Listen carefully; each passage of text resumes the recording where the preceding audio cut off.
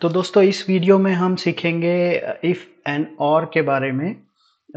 यहाँ पे एक डेटा है, स्टूडेंट डेटा है। तो इफ़ एंड और फॉर्मूला के यूज़ से हम एक रिपोर्ट कार्ड कैसे जनरेट कर सकते हैं, हम इस वीडियो में सीखेंगे। ठीक है, तो ये पर्टिकुलर सब्जेक्ट्स है, 6 सब्जेक्ट्स है, Hindi English, Hindi Telugu English math science social, और ये उनके मार्क्स है। ठीक है, तो अज्यूमिंग हर पेपर के मतलब हर सब्जेक्ट में 100 मार्क्स का पेपर होता है, और आउट ऑफ 100 इन लोगों ने जो जो भी मार्क्स कंज्यूम किए हैं ये इनके रिजल्ट्स है। तो ये रिजल्ट्स की बेसिस पे हमको रिपोर्ट कार्ड कैसे बनाना है ये हम सीखेंगे इसमें। ठीक है, तो सबसे पहले हम इसका एक एवरेज निकाल लेंगे। जैसे कि ये 6 सब्जेक्ट्स है, 6 सब्जेक्ट्स में इन्होंने कितने मार्क्स कंज्यूम किए हैं। ठीक है, इसको मैं जनरल नंबर कर देता हूँ, 361 मार्क्स। ठीक है, 361 आउट ऑफ 600, क्योंकि हर पेपर हम अगर अज्यूम करते हैं कि 100 मार्क्स का है तो कितना होता है परसेंटेज में अगर हम देखेंगे तो ये होता है 60%। ऐसे ही हम इसको सारे स्टूडेंट्स पे ड्रैग कर देंगे फॉर्मूला को, तो यहाँ पे हमारी उनके परसेंटेज आ गई है। ठीक है, मगर हमारा क्राइटेरिया क्या है, अगर कोई भी स्टूडेंट कोई भी सब्जेक्ट में बिलो 35 मार्क्स लाता है तो वो फेल है, भले ही उसका परसेंटेज कोई भी आ जाए। तो इन दैट केस हम यूज करेंगे इफ और के फॉर्मूला को to define who is fail, who is passed, who is first division, who is second division, who is third division। ठीक है, तो आइए फॉर्मूला डालते हैं। इसके लिए आपको इक्वल्स से शुरू करना होगा, कोई भी फॉर्मूला एक्सेल में आपको इक्वल्स से शुरू करना होगा। यहाँ पे आपने इफ का फॉर्मूला यूज किया है, तो इफ ब्रैकेट्स ओपन, फिर आप यूज करोगे और, फिर से ब्रैकेट्स ओपन।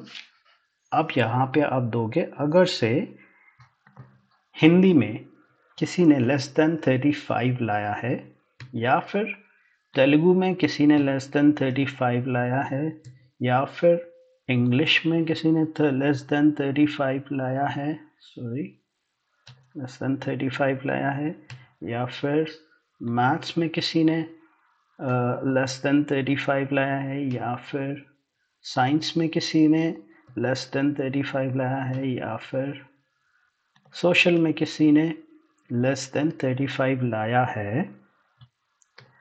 ठीक है, तो लॉजिकल टेस्ट है ये हमारा।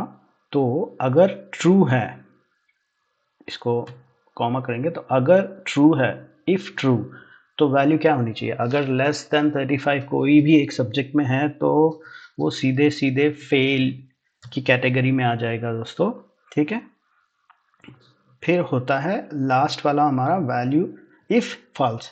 अगर फॉल्स है मतलब सारे के सारे सब्जेक्ट में 35 एंड अबव है, तो इन दैट केस हम वापस से इफ फॉर्मूला को टाइप करेंगे, इफ ब्रैकेट ओपन, और हम यहाँ पे अग्रीगेट को लेंगे। ठीक है, अगर से ये परसेंटेज लेस देन 50% है तो लॉजिकल टेस्ट हो गया। तो अगर वैल्यू ट्रू है, तो इफ इट इज ट्रू, तो हमको चाहिए थर्ड डिवीजन, थर्ड डिवीजन।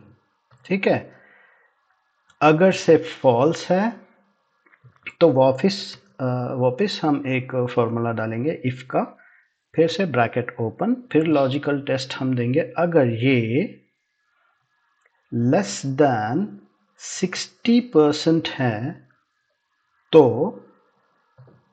अगर ये ट्रू है तो सेकेंड डिवीजन।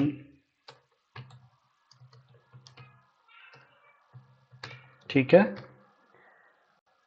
या फिर अगर से ये भी फॉल्स है तो वापस एक इफ डालेंगे, इफ ब्रैकेट्स ओपन, अगर से ये परसेंटेज मोर देन या फिर इक्वल्स टू 60% है तो हम डालेंगे फर्स्ट डिवीजन, फर्स्ट डिवीजन।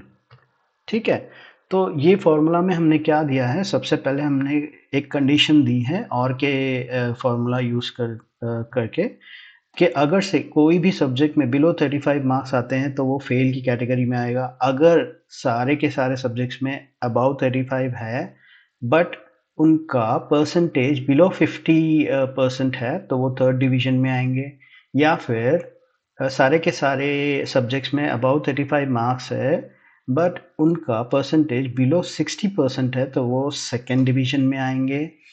या फिर सारे के सारे सब्जेक्ट्स में अबाउ 35 है मगर उनका परसेंटेज इक्वल टू या मोर देन 60% है तो वो फर्स्ट डिवीजन में आएंगे। ठीक है, फिर हमने इसको कॉमा दिया। इफ फॉल्स इसको हम 0 कर देते हैं, ब्रैकेट क्लोज करते हैं, 1 2 3 4, ये हो गया एंटर। ये देखिए ये हमारे पास में आ गया। अभी देखिए यहाँ पे 60% इक्वल्स टू 60% और अबाव अगर परसेंटेज है और कोई भी सब्जेक्ट में 35 मार्क्स से बिलो नहीं है तो वो फर्स्ट डिवीजन में आ गया। 54% मतलब हमने क्राइटेरिया दिया था 50% या फिर 50 और 60% के बीच में जो भी परसेंटेज आती है वो सेकेंड डिवीजन में आएगा, और जिसके कोई भी सब्जेक्ट में मार्क 35 एंड बिलो नहीं आएंगे वो सेकेंड डिवीजन में आ गया। और यहाँ पे आप देखिए 67% है फिर भी फेल दिखा रहा है क्योंकि यहाँ पे बिलो 35 एक सब्जेक्ट में आए हुए हैं। यहाँ पे भी 45% दिखा रहा है, थर्ड डिवीजन आना चाहिए था मगर यहाँ भी फेल दिखा रहा है क्योंकि यहाँ पे कहीं एक सब्जेक्ट में बिलो 35 मार्क्स आए। तो बहुत इजीली आप ये इफ एंड और फार्मूला को यूज़ करके ये रिजल्ट कार्ड बना सकते हो।